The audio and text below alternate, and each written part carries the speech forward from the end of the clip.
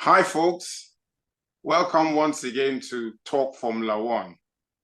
With me, as usual, is OBJ. OBJ, Yeah. Hi, good to see you all. let me start by first tendering my unreserved apologies for us being absent from the airways, largely due to, technical difficulties, mainly on my part. I'll also have to apologize to my colleague OBJ. But guys, without much further ado, let's get into the Yeah, nitty-gritty of why we are here. I think we're used to you, going off grid, gallivanting. Well, at some stage you would let us know which part of the world you went to this time around. But yes, let's just dive straight in. We don't have a lot of time. Yeah. Well, I'm not going to defend myself. We'll go off on a tangent if I did that. But yeah, Singapore. What a race weekend. I mean, who wrote the script? With the way the Red Bulls have been going, would anybody have believed that you wouldn't have either of the Red Bulls in quali 3? I do not think so. But hey, it served up a very exciting race. I don't know. I still haven't recovered from the excitement of that Well, race. I think it's a very difficult call because it takes us back to my favorite topic, as you may well suspect. If the aerodynamics of the car hasn't changed, we know the Red Bull is very, very slippery. We know it's got an amazing braking system because Max Verstappen will just dive on the inside, hit the brake, outbrake everybody, and he will make the turn. So, the only other variable that could perhaps give us a clue as to what's going on is the output from that engine. So it's either they maxed out at the very beginning of the season, which means now they need to turn down their engine power to be able to take those engines, to the end of the race calendar. We never know. I always say drivers should be allowed to manage their engine, not the teams. So that way we know if anybody's hands are being tied behind their back or they just haven't had enough sleep before the race. Well, debatable, but because I believe during the race the Red Bull seemed to still show the kind of outrageous performance they have.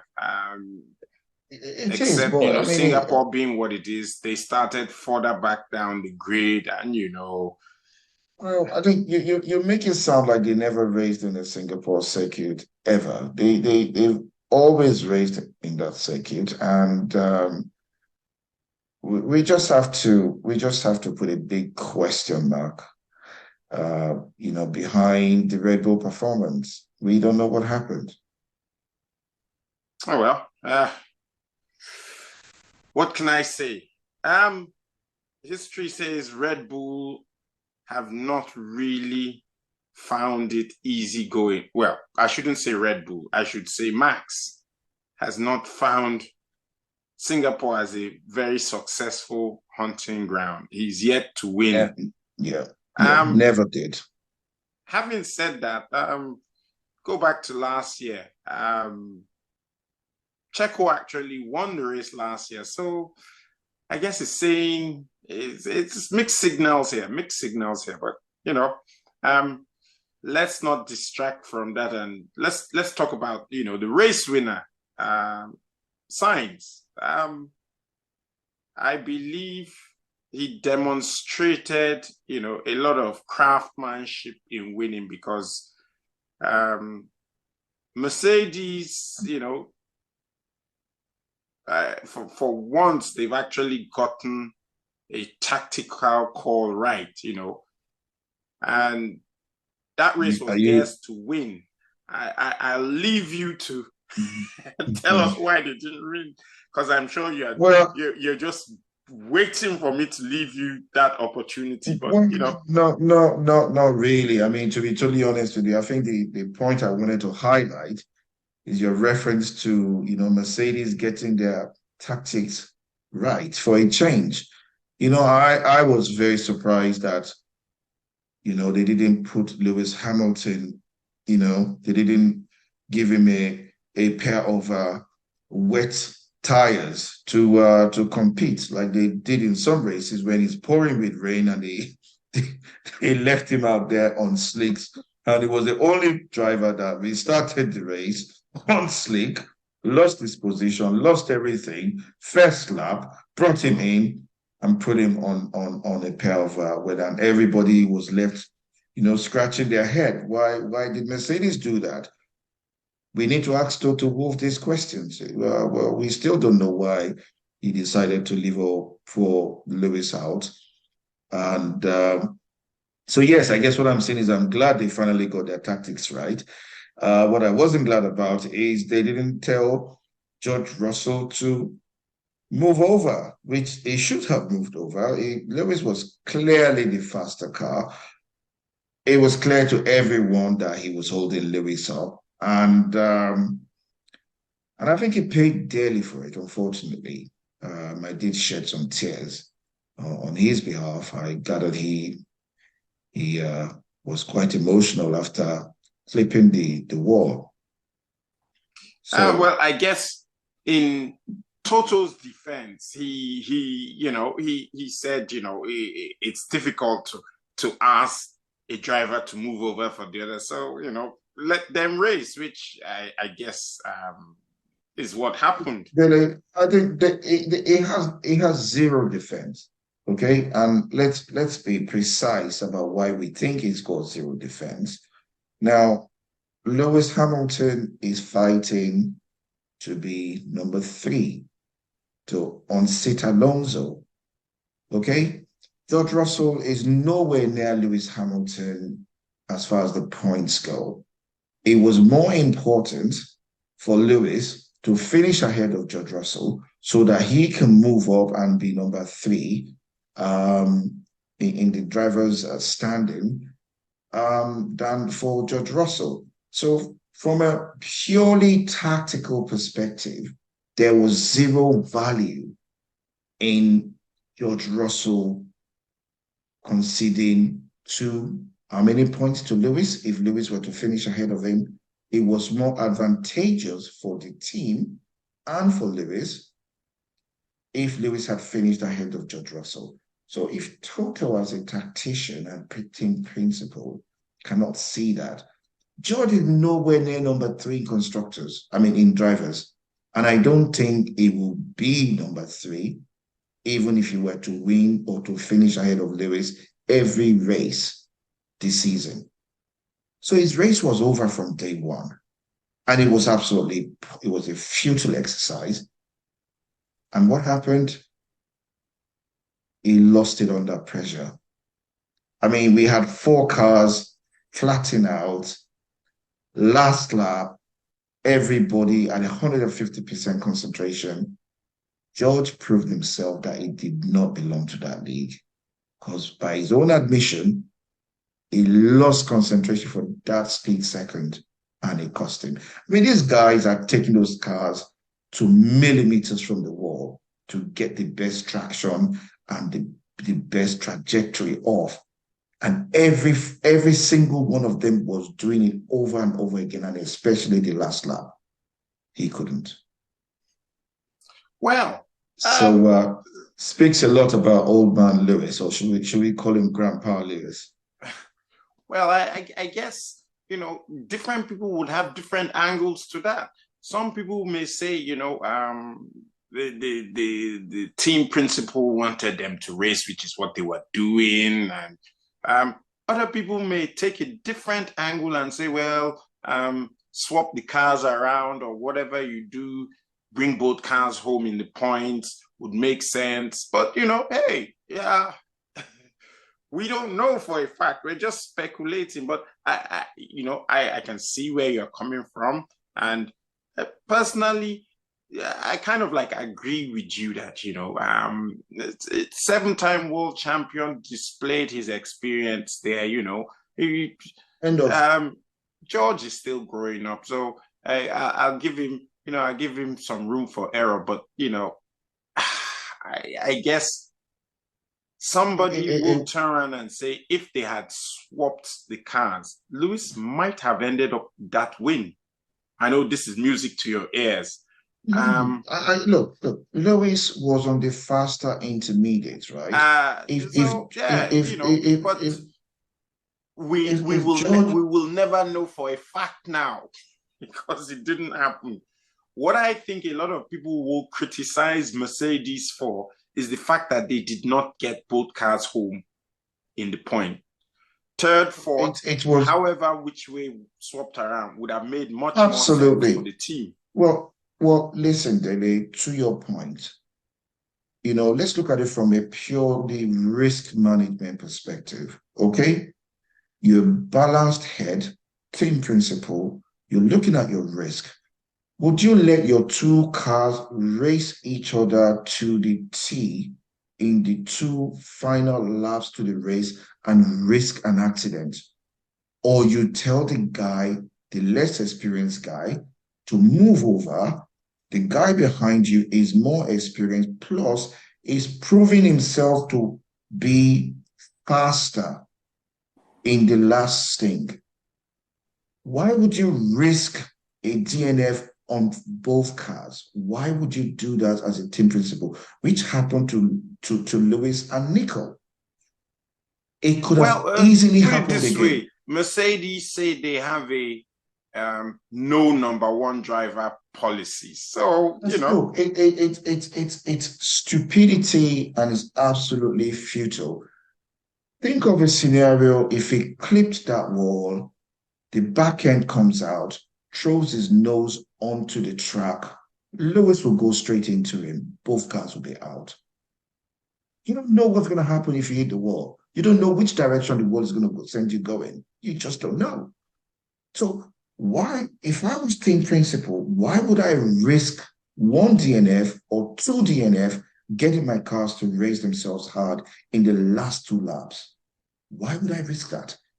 When I know driver A, if he gets a good win, he will be further along than Alonso, further along the number three on the driver standing, and it will help secure my constructors, make it even stronger. Why would I say let them race under those circumstances? If you are right thinking and you want the best outcome for your team. Toto plays a lot of games. He plays way too many games. And this is why you may, I mean, I hope he's not watching this because he would realize I'm certainly not one of his fans. I'm not one of his fans because my son, who is, vastly less than me, as far as age goes, he seems to think that just looking at Toto's reaction when Lewis wins, he said once, why does he not like Lewis? He doesn't seem to be happy whenever Lewis wins. And even he can see that. And I'm like, well, this guy is definitely got my bloods running in him. So I would hope so. so it doesn't make sense from a pure risk management perspective. And look at what happened. Exactly that. A DNF. Who crashes their car in the last few corners to the end of the race? That used to be Damon Hill. He'll be ahead of everybody, leading the race, gets overexcited and finds himself in a spin. And I used Oh to well. laugh my head off. But anyway, Anyhow, enough from me. I guess let's quickly, cap off, Singapore. I think Ocon deserves a mention because he in his own words it would equate to one of the most one of his best drives. And I would have to agree with him. Unfortunately, the Alpine car let him down. It's very sad to see that. But yeah, but having said that, Right. what happened to the Grandmaster himself, Alonso? I think He, he had a race weekend not to remember. Bearing in mind, I think he's won at Singapore at least twice, if memory he serves me has. right. So, but it seems like Aston Martin have actually gone backwards. Bearing in mind, I, I wouldn't necessarily say that. It could be a case of the Ferraris and the Mercedes taking very, very huge strides forward. I think we shouldn't take the including that shine bunch, away.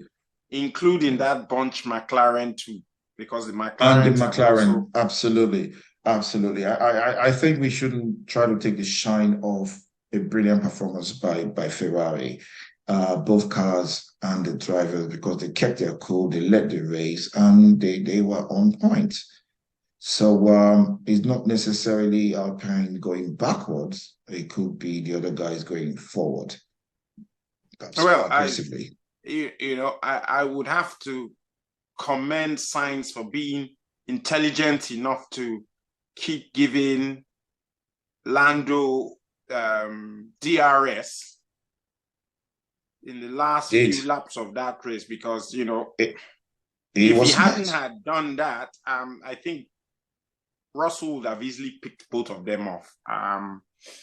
If he hadn't done that, I don't think. I think it would have been the other way around. Russell may not have DRS. Lewis may have DRS, meaning that he will blitz past Russell and he will make mincemeat of Lando. So he was smart to make sure he kept on giving DRS to maintain the DRS train, as it were, so to speak. So that way, I mean, Lewis was the threat. I mean, when the race started, if you look at qualifying, people didn't really think Lewis was going to be in this race at all. But as the race progressed, it became really clear that Lewis could be a threat and he could possibly win the race.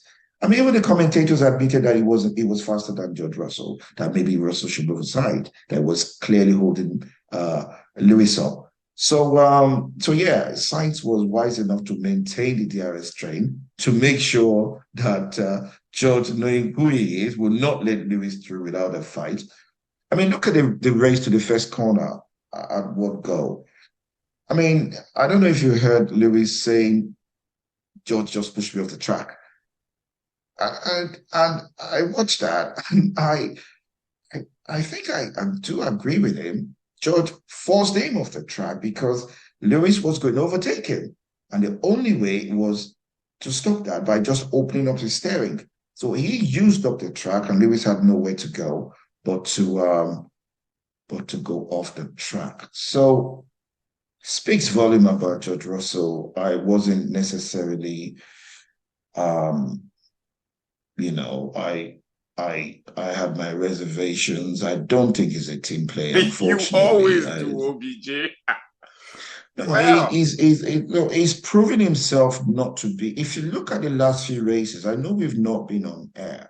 He's being almost deliberately impeding Lewis, almost deliberately. That it's becoming clearer to even people watching at home. So I know it's a Grandpa Lewis, but he's a very witty Grandpa Lewis. I love this. His team comes when he said, "Could you ask Russell to go faster if he can?" So well, he made it clear to the whole world I that listen, this guy's holding me up. Tell him I don't want to overtake him. Please tell him to go faster if he's able to go faster. And I'm sure Lewis said, that old fool, not Lewis, sorry, John might have thought that old fool listening to the comms, I'll teach him a few lessons, ended up in the wall. Speaks a I, lot. I guess a trick that we may all be missing here, because um one of the emphasis was on the fact that, the head-to-head in qualification is 8-7 in favor of George Russell. However, over this season, you may say George has outqualified Lewis, but I'm beginning to see a pattern here. I guess Lewis is managing to set up his car better for the race, which might compromise quality for him. But, he's ending up with superior race pace because the numbers speak for themselves. He brought home more points. But I would have been the last person to want to say this, knowing fully well it plays right into your hands, OBJ. But the facts are the facts. The facts are the facts. Having said that, likewise with the Ferrari team, it seems like Sainz is becoming the more dominant of the two drivers. I think Leclerc is just fading into the shadows now, I think, more or less. Well, time will tell. But as it stands right now, Sainz is the driver on the march. Indeed. Suzuka will be very interesting. What do you think? Suzuka. We'll have to see. And then, of course, we'll have Qatar. So I don't know about Qatar, but I'm thinking I'm not even going to bother watching that race, Qatar. Well, hopefully we'll be in Qatar. Folks, look out for us in Qatar. We hope to broadcast from Qatar, but it's still some time away. So let's see how things pan out. Indeed. Anyhow, it's been great talking to you again after so long. My apologies once again, but I guess we'll see you next week when we broadcast on Suzuka. Till then, it's take care. Let us have your comments. We've not really been having comments from you. We'd appreciate comments. It helps with our, program content and what we discuss. If only you can, give us angles to talk about. We'd appreciate that. From me, it's see you. OBJ.